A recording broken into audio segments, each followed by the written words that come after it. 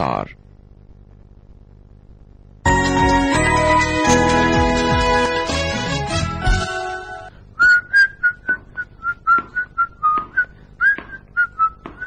हाय, मैं हूं आपका दोस्त क्रिस्टोफर दारूवाला। वैसे जब मैं ये बॉल बाउंस करता हूं, ये ऊपर नीचे क्यों जाता है, लेफ्ट टू राइट क्यों नहीं जाता? और जब मैं इंग्लिश में लिखता हूं, then why do we write from left to right, और उर्दू में फ्रॉम राइट टू लेफ्ट? और जब सूरज तो ईस्ट में राइज करता है और वेस्ट में डूबता है, नॉर्थ में क्यों नहीं राइज कर सकता और साउथ में क्यों नहीं डूबे? नॉर्थ साउथ ईस्ट वेस्ट ऊपर नीचे, ये डायरेक्शंस के चक्कर में ना मैं ही अपने सवालों में कंफ्यूज होते जा रहा हूं। देखते हैं शिवम अपने सवालों से दीपिका को कैसे कंफ्यूज कर रहा है।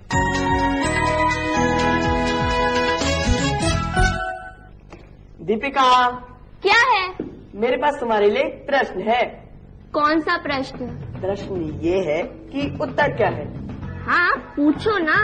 पूछा ना। किसका उत्तर? प्रश्न का। प्रश्न ये है कि उत्तर क्या है? प्रश्न ये है कि उत्तर क्या है? अरे भाई, उत्तर दिशा, नॉर्थ, इतना भी नहीं जानती? Very funny. आपको वो जोक अच्छा लगा? मुझे तो कुछ मजा नहीं आया। वैसे बुरे जोक पे जब हम फ्राउन करते हैं तो हम लगभग 45 फेशियल मसल्स को एक्टिव करते हैं, और जब अच्छे जोक पे हम स्माइल करते हैं तो हम लगभग 17 फेशियल मसल्स की एक्सरसाइज करते हैं। हमारे हर एक्टिविटी, हर एक्शन में साइंस है। अब जरा मुझे ये बताओ कि तुम्हारे इस बेकार से जोक का हमारे साइंस के प्रोग्राम से क्या मतलब? मतलब है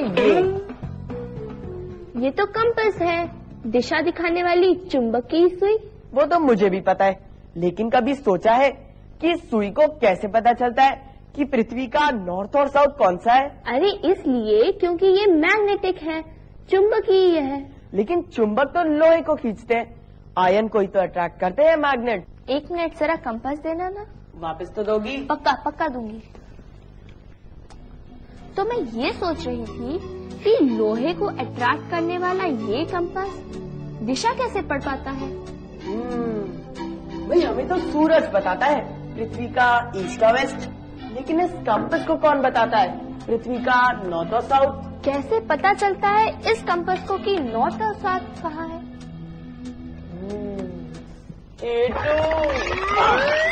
अरे, पहले मुझे याद करते हो, जब आती हो तो घबरा जाते हो। एक्चुअली केटू, हमारा डाउट थोड़ा अर्जेंट है। हमें ये पता करना है कि लोहे को अट्रैक्ट करने वाला एक कंपास दिशा कैसे पढ़ पाता है? जवाब बहुत सिंपल है, छुपा है मीलों नीचे, जमीन के अंदर। सच्ची? ऑफ कोर्स, सच्ची। लेकिन हम इस जवाब को ढूंढेंगे कैसे? दिमाग से। ऑब्जर्वेशन, अंडरस्टैंडिंग एंड लॉजिक, यही तो है साइंस के 3 गोल्डन रूल्स। अच्छा, अभी बताओ, तुम लोगों को इतना तो पता है कि मैग्नेट लोहे को अट्रैक्ट करता है? हाँ, ये देखो। लेकिन क्या मैग्नेट एक दूसरे को अट्रैक्ट करता है? नहीं। अरे नहीं। अरे बाप रे, अगर मैं कहूँ कि तुम दोनों सही हो। देखो, मैग्नेट में होता है एक नॉर्थ पोल और एक साउथ पोल।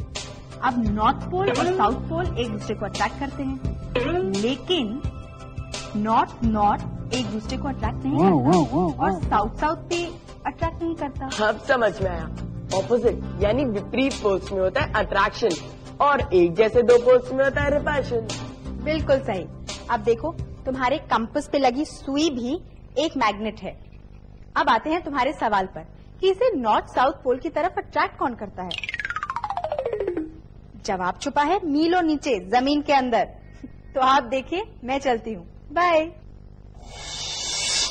पृथ्वी के अंदर, उसके बीचों बीच, उसकी कोर में है आयरन और निकल। कोर बहुत गर्म है। इस जबरदस्त गर्मी के कारण ये दोनों मेटल्स पिघले रहते हैं। ये लगातार गर्म होकर ऊपर उठते हैं, फिर ठंडे होते हैं और नीचे आ जाते हैं। दूसरी तरफ पृथ्वी के लगातार रोटेशन से बिजली के करंट्स पैदा होते हैं। ये बिजली इस गर्मा गर्म मैग्मा को मैग्नेटिक बना देती है, मानो हमारी पृथ्वी के बीच में एक बहुत बड़ा बार मैग्नेट हो, जिसके किसी भी दूसरे मैग्नेट की तरह दो पोल्स या ध्रुव हों। अब कंपास की सुई भी एक मैग्नेट है। विपरीत पोल्स के आकर्षण के नियम पर इस सुई का साउथ पोल पृथ्वी के नॉर्थ पोल से आकर्षित होता है और नॉर्थ पोल पृथ्वी के साउथ पोल को ढूंढ निकालता है। मजेदार बात तो ये है कि हमारी पृथ्वी का मैग्नेटिक नॉर्थ है साउथ में और मैग्नेटिक साउथ है नॉर्थ में। ज्योग्राफिक पोल्स और मैग्नेटिक पोल्स का भी कोई लेना देना नहीं, दोनों अलग अलग जगह पर हैं। तो ये तो समझ में आ गया कि कैसे एक कंपास पृथ्वी का नॉर्थ और साउथ ढूंढ निकालता है, और ये भी कि मैग्नेट्स लोहे को अट्रैक्ट करते हैं और साथ ही साथ दूसरे मैग्नेट को भी अपने ऑपोजिट पोल से। क्या आप जानते हैं हर एक मैग्नेट लोहा ही होता है? लेकिन हर लोहा मैग्नेट नहीं। जहाँ क्यूरियोसिटी वहाँ है सवाल, और ये सवाल हमें ले जाती है साइंस की दुनिया में। अब ये देखिए, एक स्ट्रॉ, बलून और वायर।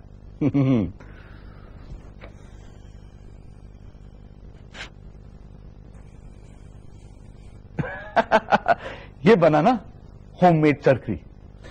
ऐसे बहुत से इंटरेस्टिंग एक्सपेरिमेंट्स अभी भी बाकी है। अरे ये मैग्नेट चिपक गई है। इनको तो दूर रखना अच्छा है, और मुझे लगता है आप भी टीवी से चिपक के बैठे हो, है ना? कम से कम 5 फुट की दूरी पे बैठना चाहिए, नहीं तो चश्मे लग जाएंगे। लेकिन जाएगा नहीं। मिलते हैं ब्रेक के बाद।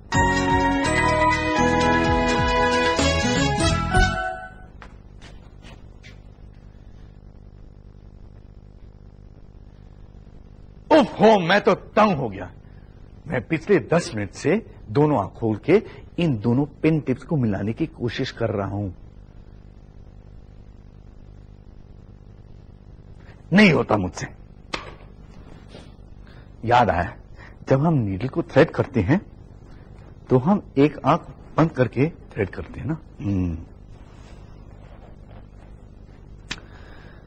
Something to do with the science of vision, आंखों की साइंस।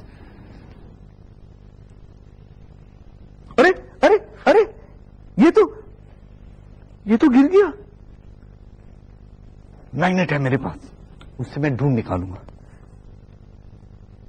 नहीं मिल रहा मुझे। अब तो दीपिका और शिवम की मदद लेनी ही पड़ेगी।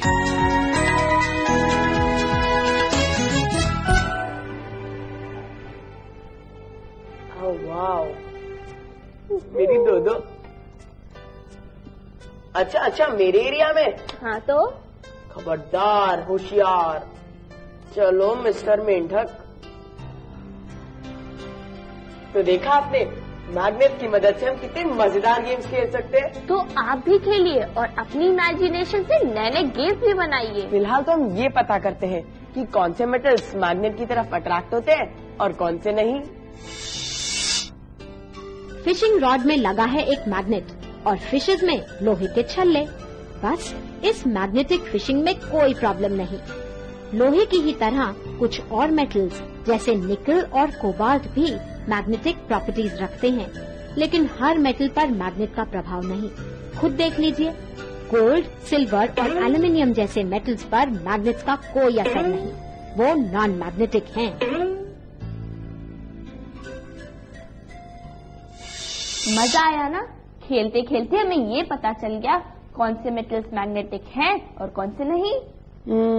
मेरा सोना ढूंढने का सपना भी चूर चूर हो गया। शिवम, तुम्हें अपना सपना सच करने के लिए अभी और बहुत साइंस सीखनी होगी। पर फिलहाल हमें सिर्फ ये याद रखना है कि मैग्नेट सिर्फ उसी चीज को खींचते हैं जो मैग्नेटिक होती है। पर मुझे एक बात समझ में नहीं आ रही है कि मैग्नेट्स में ऐसी कौन सी खास बात है कि वो लोहे को अपनी ओर खींचते हैं। और लोहे में ऐसी क्या बात होती है कि वो मैग्नेट्स की तरफ खींचे चले जाते हैं। साइंस में हर बात का कोई ना कोई कारण तो होता ही है। तो चलो इसका भी कारण पता लगा ले। ये रही लोहे की एक सुई, इसमें करोड़ों मैग्नेट्स हैं और इमेजिन करें कि उन्होंने अपने अपने ग्रुप्स या डोमेन्स बना लिए हैं, बिल्कुल किसी प्लेग्राउंड की तरह, सब इधर उधर जिसका मन चाहे जिधर। लेकिन टीचर के ऑर्डर पर सब एक डिसिप्लिन्ड तरीके से लाइन अप हो जाते हैं। इसी तरह जब आयन के टुकड़े को मैग्नेटिक फील्ड के अंदर लाया जाता है तो ये डोमेन्स मैग्नेटिक फील्ड की दिशा में घूम जाते हैं। अब सबके नॉर्थ पोल्स एक तरफ और साउथ पोल्स दूसरी तरफ। अब ये साधारण आयन का टुकड़ा बन चुका है एक मैग्नेट। हर डोमेन अपने आप में एक पूरा मैग्नेट है। हेलो केटू। हाय। अरे ये आप क्या कर रही हैं? तुम लोगों को दिखा रही हूँ कि कैसे मैग्नेट की कंपनी में एक मामूली सी सुई भी मैग्नेट बन जाती है। देखो ऑलरेडी मैग्नेटाइज हो गई। काश शिवम भी मेरी कंपनी में रहकर चाहे कुछ ही देर के लिए मेरी तरह बन जाता। थैंक गॉड मुझ में आयन नहीं है, वरना मैं इस जैसा। बाप रे बाप। दीपिका, शिवम कहता है उसकी बॉडी में आयन नहीं है। तुम जवाब में कुछ नहीं कहना चाहोगे? Of course. Shivam, are you sure तुम्हारी बॉडी में आयन नहीं है?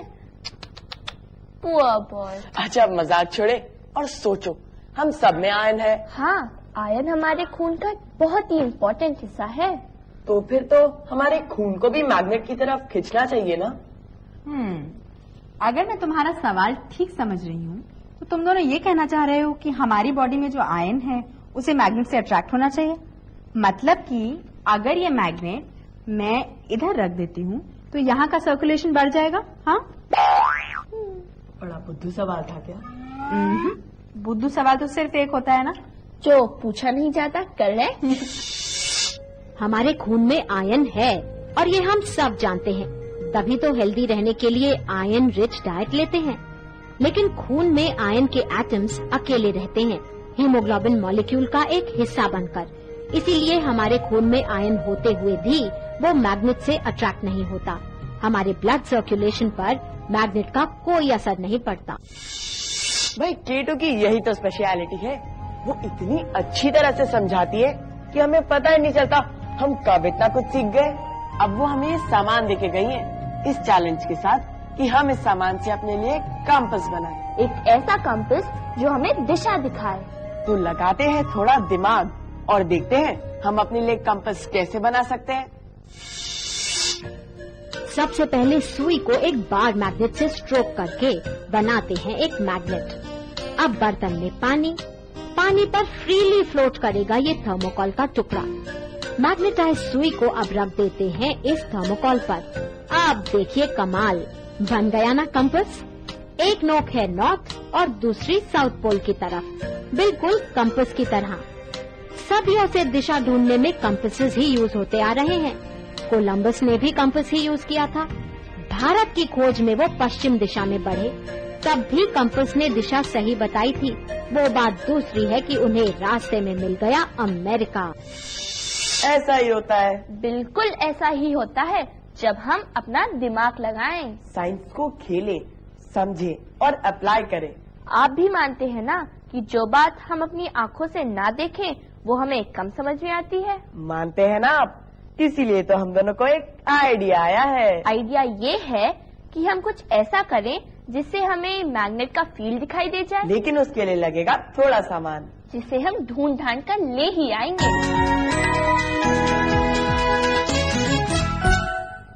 दीपिका और शिवम गए अपना सामान कलेक्ट करने के लिए और मैं कलेक्ट करके ले आया हूं आपके लिए एक explosive experiment. Baking powder, vinegar and some dish washing liquid, तीनों को मिला दीजिए।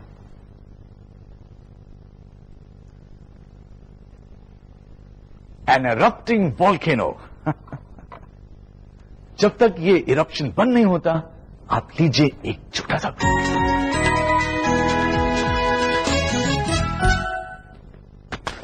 अरे ये कहां से आग टपका?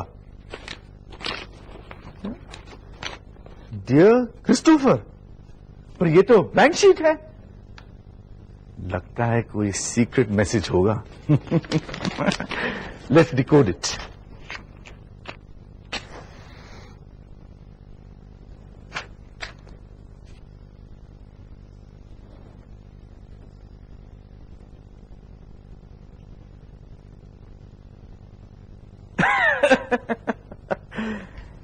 ऐसा ही होता है। Science is all about finding invisible truths, जैसे दीपिका और शिवम कर रहे हैं। हमारा मिशन है मैग्नेटिज्म के इनविजिबल फील्ड को देखना, और उसे पूरा करने के लिए हम लाए हैं ये सामान। तो सबसे पहले हम इस ऑयल को स्पीकर में डाल देंगे।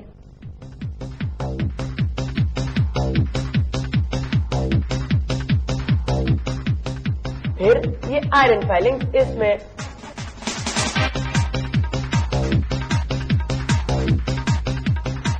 लगता है इसमें थोड़ा और ऑयल डालना पड़ेगा।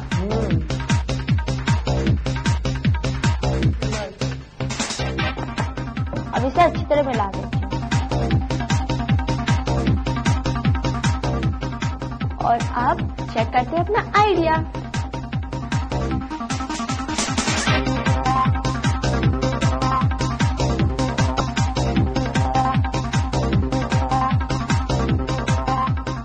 मैग्नेटिक फील्ड में आने से हर आयन फाइलिंग भी बन गई है एक चुंबक।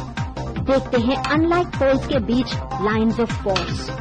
मैग्नेटिक फील्ड होता है 3 डायमेंशनल, मैग्नेट के चारों तरफ। ये लाइंस ऑफ फोर्स ना तो कभी एक दूसरे को काटती हैं, ना ही छूती हैं।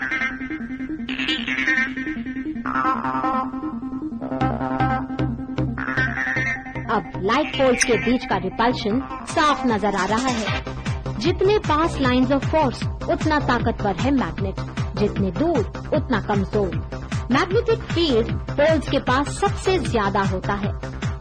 मैग्नेटिक पोल्स कभी अकेले नहीं मिलते। चुंबक को कितने भी टुकड़ों में क्यों न तोड़ दिया जाए, उसमें हमेशा दोनों पोल्स होंगे। हॉर्सशू मैग्नेट ताकतवर होते हैं, कारण उनका आकार पोल्स इतने पास कि उनका बल ज्यादा होता है। पृथ्वी का मैग्नेटिक फील्ड फैला तो हुआ है 6000 किलोमीटर के घेरे में, लेकिन है बहुत कमजोर। इनफैक्ट अगर हम आयन के भी बने हो तो भी पृथ्वी की ग्रेविटी ही हमें जमीन पर रोक के रखेगी, उसका मैग्नेटिज्म नहीं। अभी हम आपके साथ शेयर करने जा रहे हैं एक बहुत ही मजेदार, एक बहुत ही फैसिनेटिंग फैक्ट। भाई माइग्रेटिंग बर्ड्स के बारे में तो आपने सुना ही होगा, वही बर्ड्स जो सर्दियों के मौसम में गर्म जगहों पर पहुंच जाती हैं। कमाल की बात तो ये है कि ये माइग्रेटिंग बर्ड्स हर साल उसी देश, उसी जगह, यहाँ तक कि उसी पेड़ पर जाकर बैठती हैं, जो कि हजारों मीलों दूर होते हैं। कैसे? इस अजूबे में भी छुपा है मैग्नेटिज्म। माइग्रेशन प्रकृति का एक ऐसा अजूबा है जिसे समझने में दुनिया भर के साइंटिस्ट्स लगे हैं। अब समझ में आने लगा है कि माइग्रेशन के पीछे छिपा है मैग्नेटिज्म। पक्षियों में एक विशेष क्षमता है, वो पृथ्वी के मैग्नेटिज्म को पहचान सकते हैं। मतलब ये कि माइग्रेशन के रूट पर वो पहाड़ियों, नदियों, समुन्दरों और पेड़ पौधों को तो देख ही सकती हैं, साथ में पृथ्वी के मैग्नेटिक फील्ड को भी पहचान कर अपनी मंजिल ढूंढ निकालती हैं। सोचकर लगता है कि मैप रीडिंग में हमसे कहीं आगे हैं ये पंछी। इतना सा होगा इन पक्षियों का ब्रेन, लेकिन पहुंचा देता है इन्हें हजारों मीलों दूर। अगर आगे से आपको कोई बर्ड ब्रेन कहे तो उसे थैंक यू बोलकर ये फैक्ट जरूर बताइएगा। वैसे मानना तो पड़ेगा ह्यूमन ब्रेन को ही। हमने न सिर्फ दुनिया के बारे में इतना सब कुछ जान लिया है, बल्कि अपने लिए बहुत ढेर सारी चीजें भी बना ली हैं।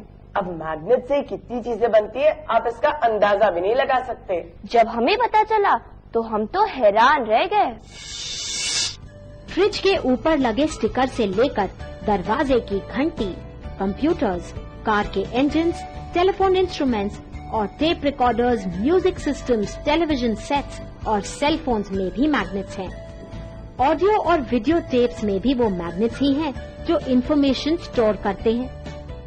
प्लास्टिक मनी, जिनकी पहचान ही होती है उनकी मैग्नेटिक स्ट्रिप से। मैग्नेट्स की दुनिया कमाल की है। जितनी कमाल की उतनी ही बड़ी भी। यानी ऐसी बहुत सारी चीजें जिनके बारे में हमने आज बात नहीं की, जैसे मैग्नेटिज्म और इलेक्ट्रिसिटी के रिश्ते की बात, या मैग्नेटिज्म और हीट के रिश्ते की बात। बात की बात तो ये है कि ये साइंस की दुनिया है और यहाँ फैक्ट्स पता करने में कुछ अलग ही मजा है। हमें आपके पत्रों में ढेर सारे क्वेश्चंस मिल रहे हैं और हम उसके जवाब ढूंढ रहे केटू के साथ। So over to K two. Hi again and thank you for writing. अब वक्त है आपके सवालों की पोटली खोलने का। आप लोगों ने हमसे पूछा है कि रात को जानवरों की आंखें लाइट पड़ने पर क्यों चमकती हैं? तो इसका जवाब छुपा है उनके आंखों के स्ट्रक्चर पर। खुद ही देखिए। जानवरों की आंखें चमकती हैं, मानो आंखें नहीं जलती हुई टॉर्चेस हों। लेकिन ये लाइट आंखों की नहीं, ये तो आंखों पर पड़ने वाली रोशनी है जो रिफ्लेक्ट हो रही है। इस साइंटिफिक फैक्ट का कारण है जानवरों की आंख का स्ट्रक्चर। उनके रेटिना के नीचे होती है एक क्रिस्टलाइन परत जो लाइट को वापस फेंकती है। इस परत की मदद से वो बहुत कम लाइट में बहुत अच्छी तरह देख सकते हैं। ये क्रिस्टलाइन परत रात को एक्टिव रहने वाले जानवरों में, मतलब नॉक्टर्नल एनिमल्स में बड़े काम की है। देखते हैं मेरी फ्रॉगी की आंख चमकती है या नहीं। पर वो है कहाँ? अरे, और ये लाइट भी चली गई। फ्रॉगी, फ्रॉगी, तू कहाँ है रे? फ्रॉगी, फ्रॉगी, ओह, तू तो वहां है और तेरे आंखें भी नहीं चमकती। तू वहां क्यों देख रहा है? ओ फ्रॉगी, तू तो बग पकड़ने के चक्कर में है। जब तक ये इसे पकड़े, हम देखते हैं हमारा पिट पिट क्या बता रहा है।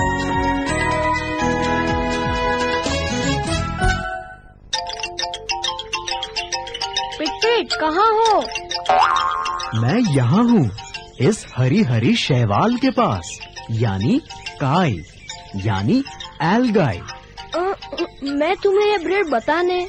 फफून वाली ब्रेड ना, फफून अर्थात फंगस, फंगी, ये भी वही है। क्या वही है? जीवाणु, माइक्रोब्स, हमारी तरह ये भी जीवित है। जीवित है, पर ये चलते फिरते तो दिखते नहीं। पर ये बढ़ते हुए तो दिखते हैं ना। तुम्हारे इस ब्रेड पर सफेद रंग की फफूंद कल तक और बढ़ जाएगी। शैवाल अभी यहाँ तक है तो कल वहाँ तक पहुँच जाएगी।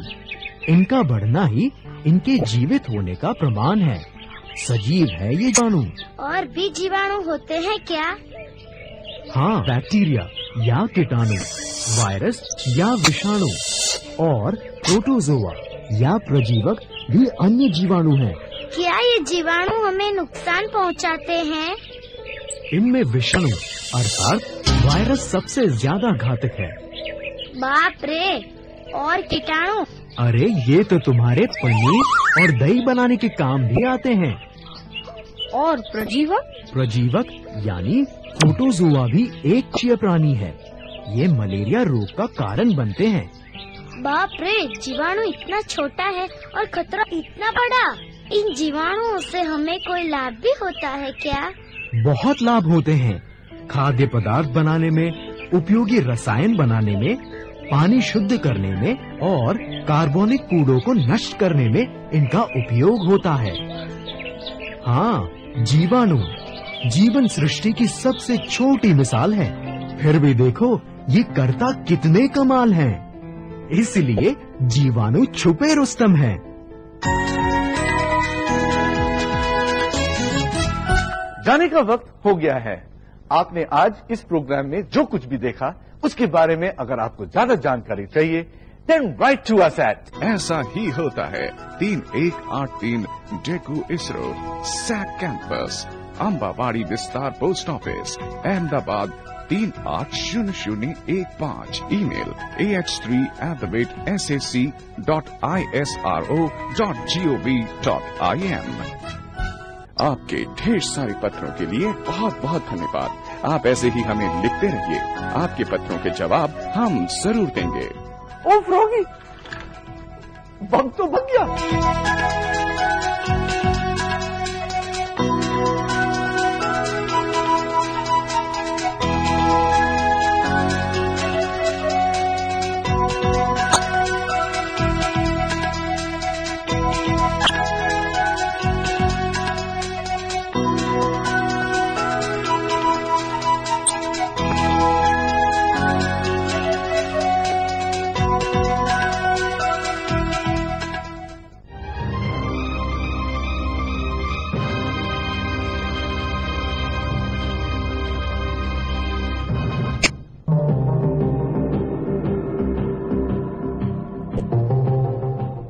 इस कार्यक्रम के प्रायोजक हैं डेकू इसरो और विज्ञान